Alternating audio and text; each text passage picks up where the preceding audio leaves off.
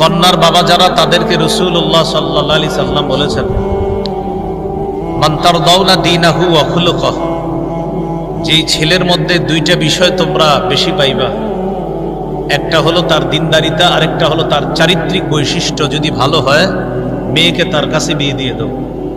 কোনো ছেলে যদি দিনদার হয়, কোনো ছেলেদের যদি চারিত্রিক বৈশিষ্ট্য ভালো হয়, রাসূলুল্লাহ সাল্লাল্লাহু আলাইহি সাল্লাম বলেন তার কাছে তুমি তোমার কন্যাটা বিয়ে দিয়ে দাও। আমরা যারা অভিভাবক শ্রেণী আছে এবং এখানে যারা ইয়াং আছি, আমরা যুব সমাজ, আমাদের সকলকে এই বিষয়গুলা লক্ষ্য রাখা। পাত্র দিনদার পাত্রীর প্রতি লক্ষ্য রাখবে, পাত্রী দিনদার পাত্রের জন্য আল্লাহর কাছে দোয়া করবে।